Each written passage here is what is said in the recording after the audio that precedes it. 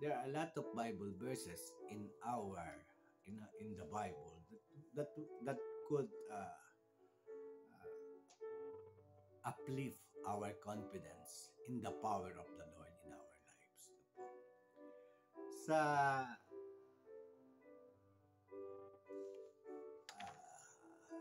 sa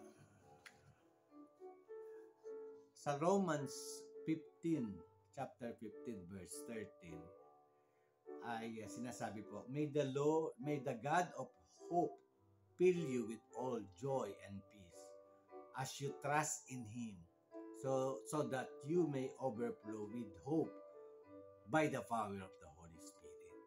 Sa Philippians chapter 4 naman po verse 13, I can do all this through Him who gives me strength. Yan. I can do all things in Christ who gives me strength. So even our strength, our ability to cope up,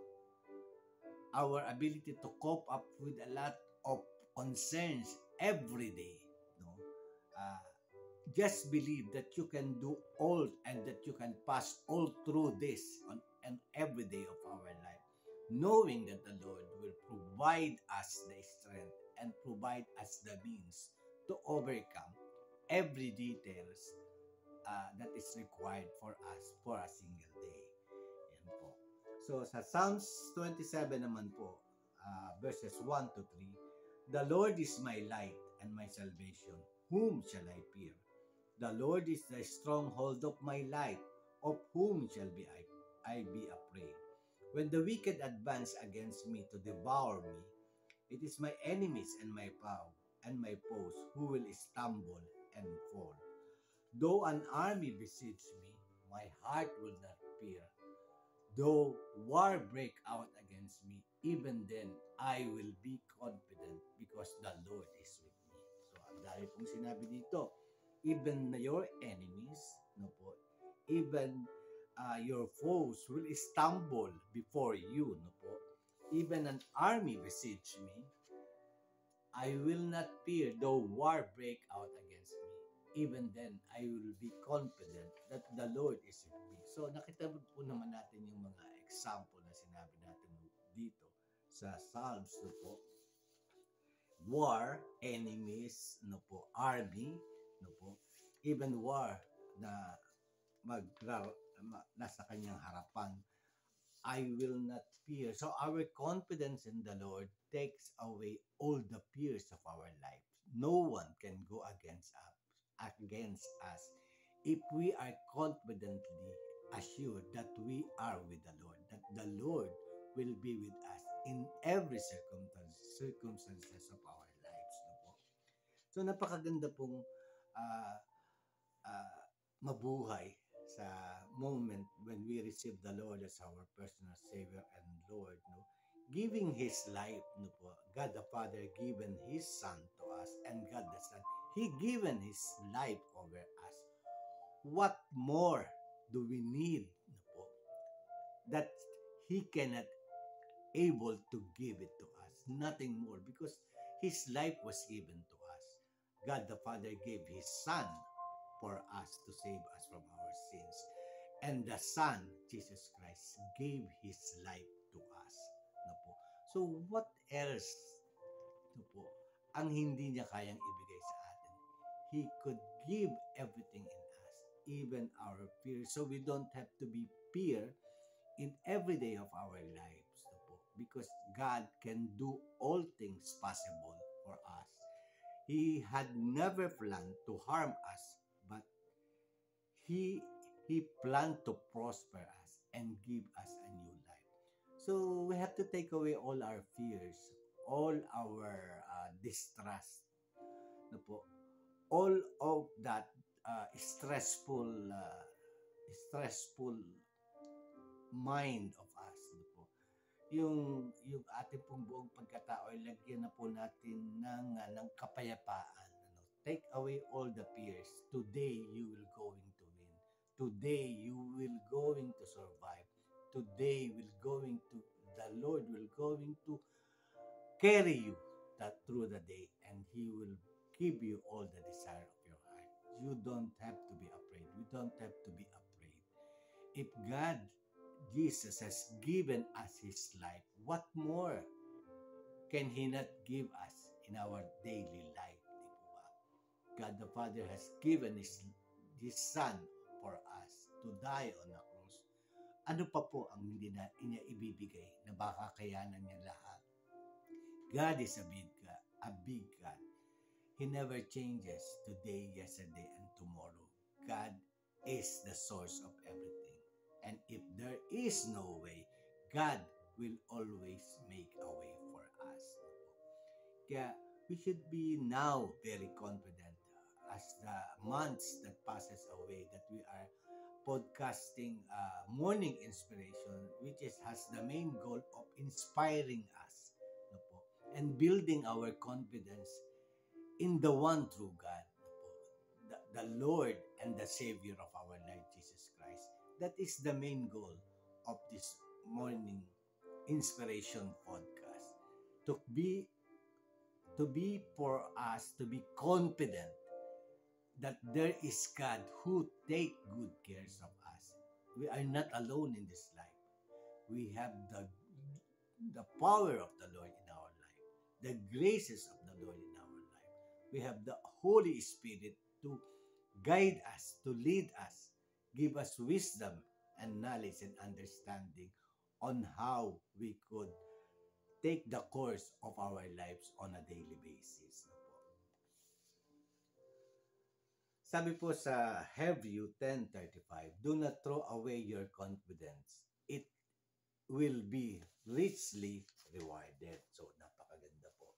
Do not take away the confidence that you have in God, because your confidence will be truly be rewarded. No po.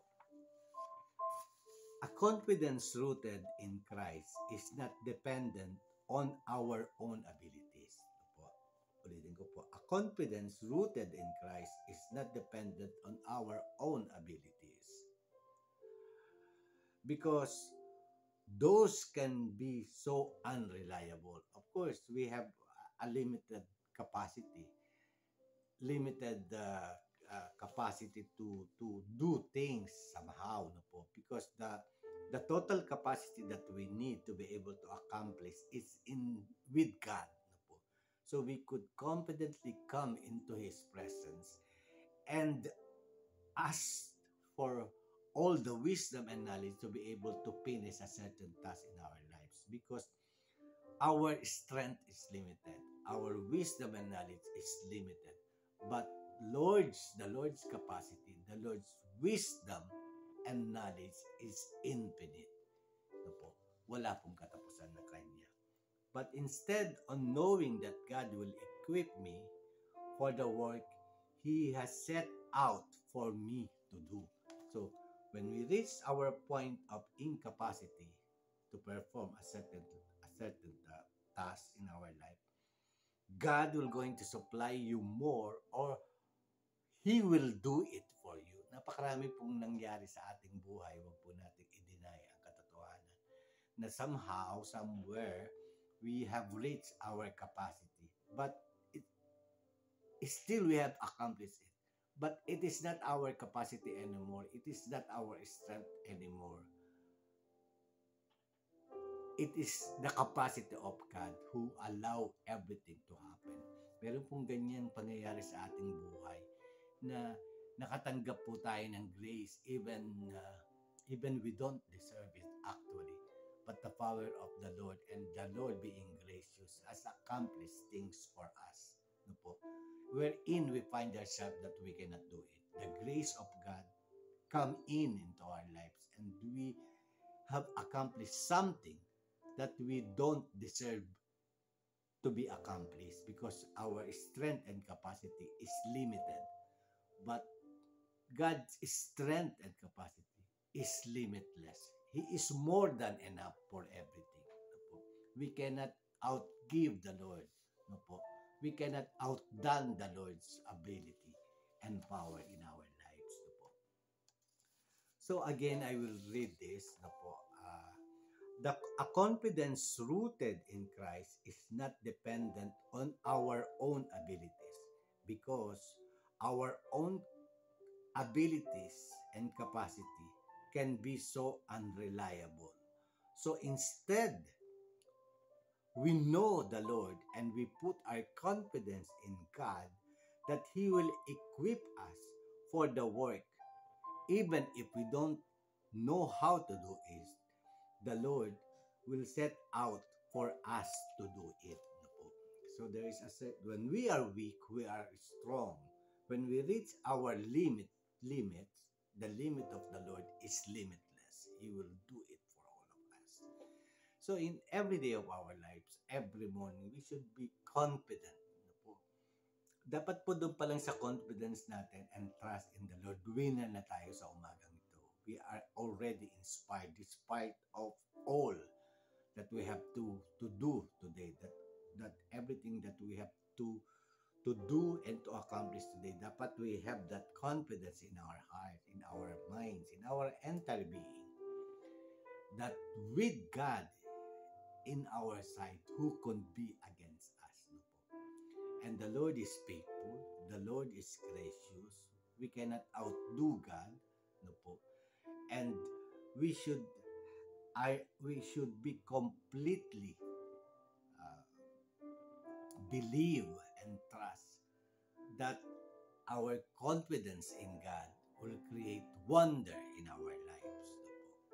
With God, who can be against us? So we are already a winner today and every day of our life. Now we are really that confident that every morning, instead of being bombarded with a lot of challenges in our life, believe that everything that comes into your life has a meaning, ano po, to God, and that is for our own benefits. So again, happy weekend po sa inyong lahat, and I hope that we could spend the weekend together with the family with full of confidence and trust in God that the Lord will never leave you nor forsake you. Yan po. Maraming pong salamat. Happy weekend to all of us. God bless po.